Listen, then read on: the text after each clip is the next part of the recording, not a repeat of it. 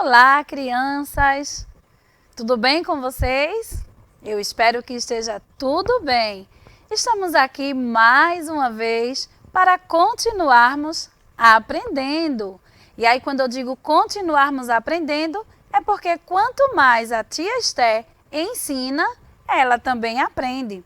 Como vocês já sabem, eu sou a professora Esther Lima e estou aqui para mais uma aulinha de língua portuguesa, ou português, como vocês falam, que é a mesma coisa.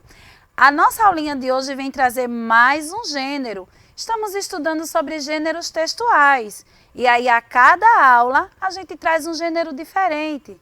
E a aula de hoje vamos falar sobre um gênero textual muito conhecido, mas que talvez vocês ainda não saibam muito, porque não está sendo tão usado como antigamente. Que gênero é esse? Nós vamos falar sobre a carta, ou gênero textual carta. E a nossa aulinha é para a turminha do terceiro ano. Lembrando que terceiro ano, quarto ano, os alunos da EJA e toda a família pode aprender, porque gênero textual é algo que nós utilizamos constantemente na nossa vida. E a nossa aulinha de hoje é a aula de número 7. E aí vamos conhecer um pouquinho sobre esse gênero textual? A carta é um gênero textual de correspondência, o qual visa estabelecer uma comunicação direta entre os interlocutores para transmitir diferentes tipos de mensagem. Por seu contexto de circulação, as cartas podem ser divididas em carta pessoal e carta comercial. E é isso que nós vamos aprender agora. Vamos juntos? Carta pessoal. Como podemos dizer que uma carta ela é pessoal? A carta pessoal é um gênero textual usado para construir um diálogo entre pessoas íntimas, pessoas que têm intimidade. Sua principal característica é a presença de marcas pessoais. É um gênero discursivo. Quando eu falo discursivo, é algo que eu estou como se estivesse conversando. Muito antigo e, ao mesmo tempo, ainda muito usado na nossa sociedade contemporânea, que nós chamamos de sociedade atual. A carta pessoal. E aí nós temos um envelopezinho, com certeza vocês já conhecem, que é um envelope padrão para se enviar uma carta pessoal. A carta pessoal contém textos comunicativos entre o emissor, é o remetente, tá? Envia uma mensagem a um receptor, o destinatário, aquela pessoa para quem eu estou enviando a carta.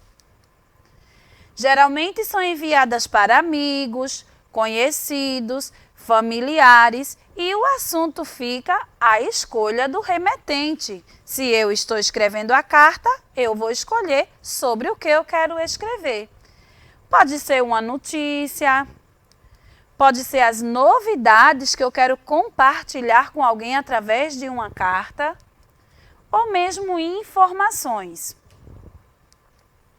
A carta pessoal, como todo gênero textual, tem sua estrutura e, dependendo do leitor, há pronomes de tratamentos específicos.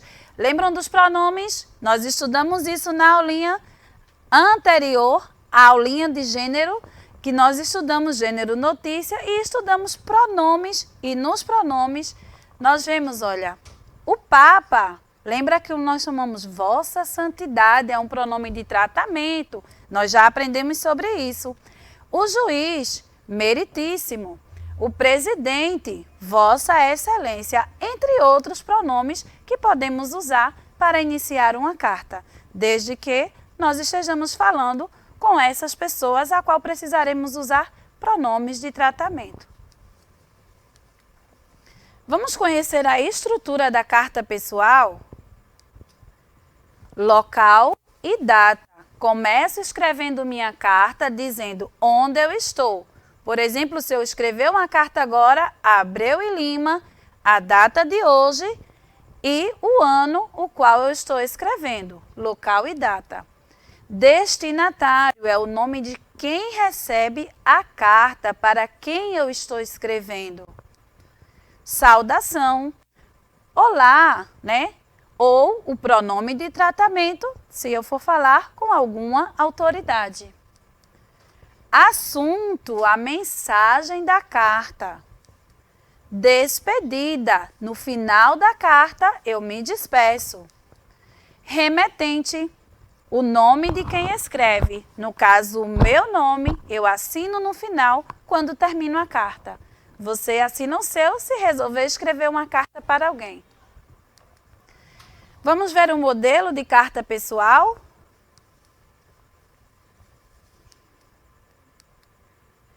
Goiânia, 15 de junho de 2021, local e data.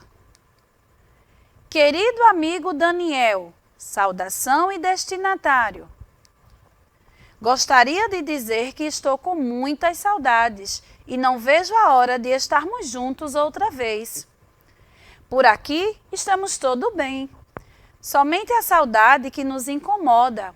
Mas, em julho, vamos viajar para a casa da vovó Ana. Já fiz vários planos para juntos aproveitarmos as nossas férias. Um grande abraço, é a despedida. Lucas, assina o remetente. Foi Lucas quem escreveu esta carta. As cartas, após serem escritas, são colocadas em envelopes, como eu coloquei lá no início a imagem do envelope padrão, e enviadas aos seus destinatários, aquela pessoa para quem eu estou mandando a carta, através dos serviços. Olha aí, eu escrevo a carta, eu coloco a carta em um envelope, passo a passo. A carta segue para os Correios e dos Correios ela é distribuída e aí o carteiro, né? Aquele moço ou aquela moça que chega para entregar a correspondência na nossa casa. Então a carta ela segue todo esse caminho até chegar na nossa residência.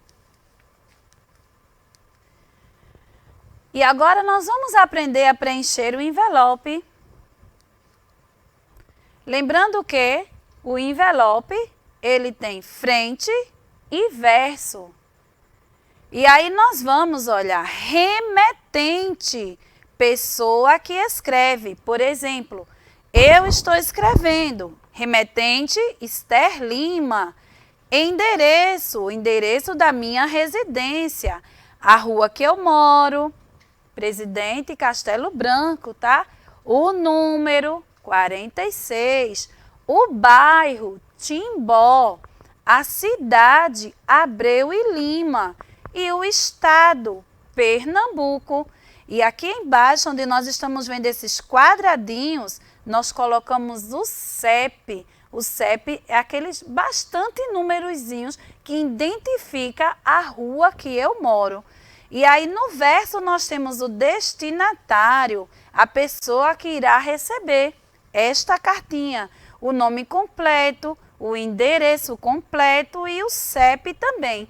E assim a minha cartinha ela está pronta para seguir aquele caminho que eu mostrei a vocês anteriormente.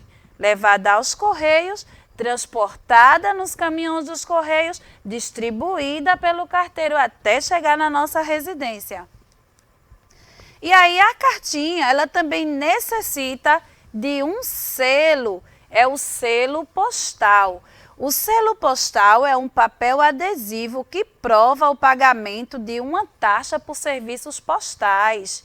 Eu preciso pagar um pequeno valor para que a minha carta ela possa ser transportada. E aí, normalmente, é um pequeno retângulo anexado ao envelope. O selo significa que a pessoa tem um envio total ou parcial que já foi pago e aquela carta pode ser levada e distribuída para chegar até o seu destinatário.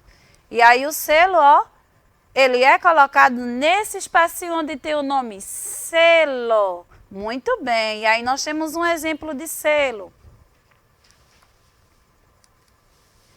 Apesar das mudanças e evolução tecnológicas, ainda há pessoas que preferem escrever cartas e enviá-las pelos correios.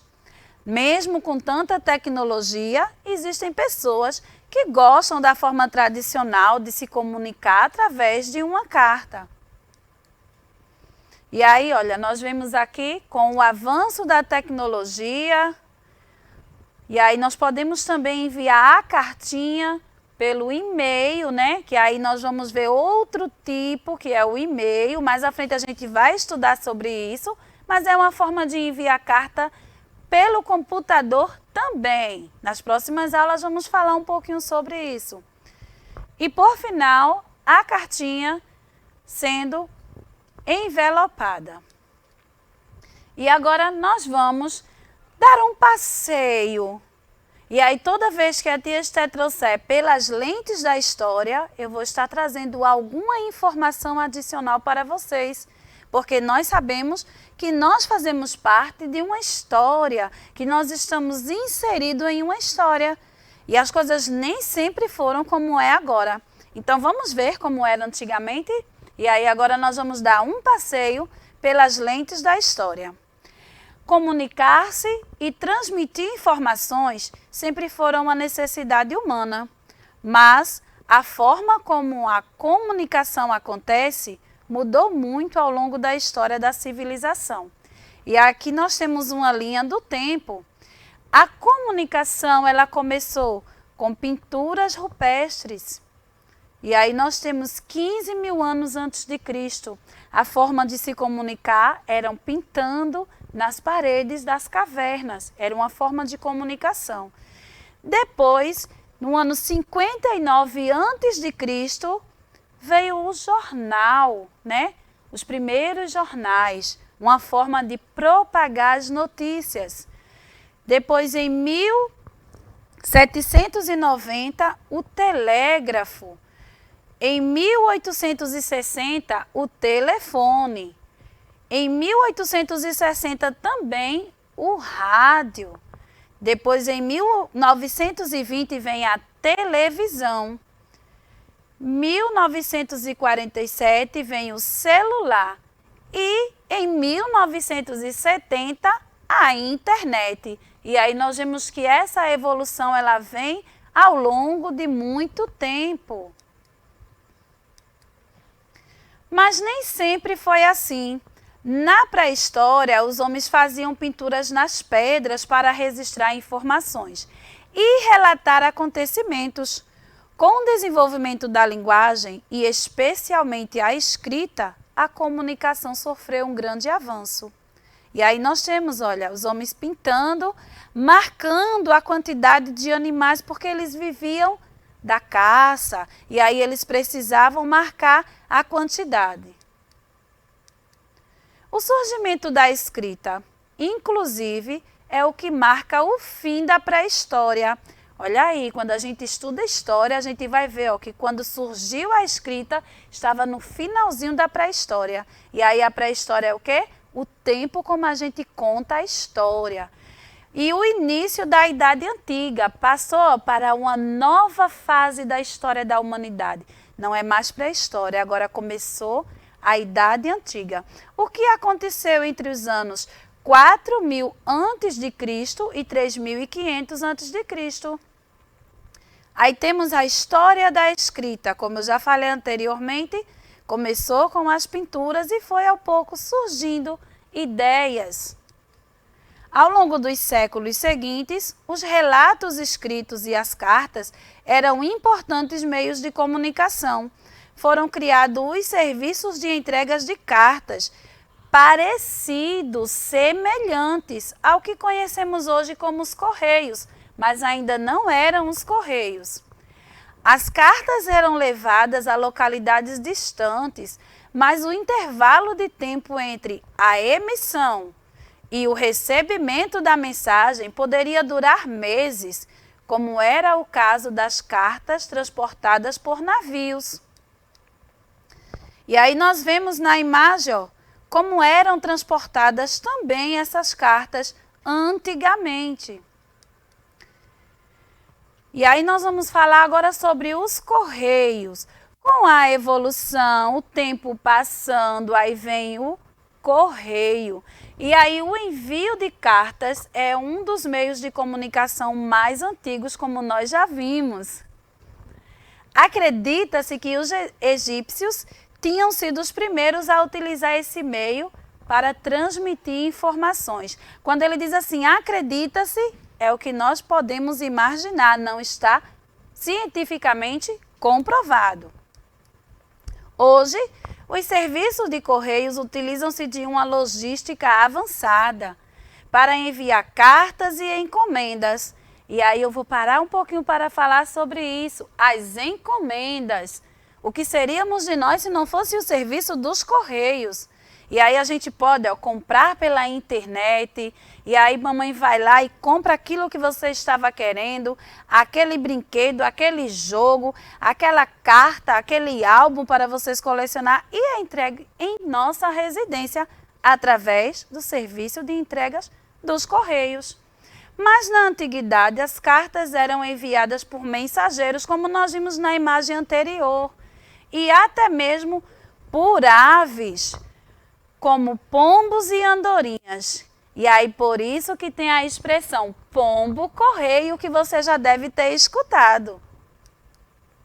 E aí nós temos, olha, um motoboy levando as encomendas, aonde nós colocamos as cartinhas dos correios, um caminhão que transporta mercadorias e cartas, e o carteiro, que vai à nossa residência.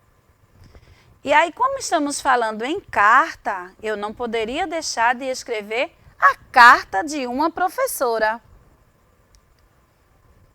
E aí eu coloquei uma data, mas de repente hoje não pode ser essa data, tá? Então é uma data fictícia. De repente vai ser passado esse programa em outra data, e aí você vai analisar a data do dia. Abreu e Lima, 1 de novembro de 2022. Queridos alunos, gostaria de expressar por meio desta carta o carinho que sinto por cada um. Sinto-me privilegiada em ser sua professora, porque eu sou sua professora também aqui na TV Escola Abreu e Lima. Pois além de ensinar, como eu disse inicialmente eu aprendo também com vocês. Agradeço a Deus por fazer parte do vosso crescimento escolar. Beijos no coração, nunca deixem de estudar. Quanto mais a gente estuda, mais a gente aprende. E aí a tia Esther quer agradecer a vocês, lembrando a vocês que não percam as nossas aulas, não só da tia Esther, mas as aulas também de todas as outras professoras que estão aqui muito felizes, levando conhecimento para vocês. TV Nova, Canal 22, pela manhã, 7 às 8 horas, à tarde, de 13 às 14 horas. Não deu tempo? Vai lá no YouTube, Escola na TV Abreu e Lima, coloca lá, se inscreve e vamos juntos. Não esqueçam também que nós não estamos sozinhos. Estamos aqui com o nosso amiguinho, o Engrenadinho. Ele está junto conosco para aprender. E o Engrenadinho tem aprendido bastante. Então, continuando aprendendo, beijo para vocês e até lá.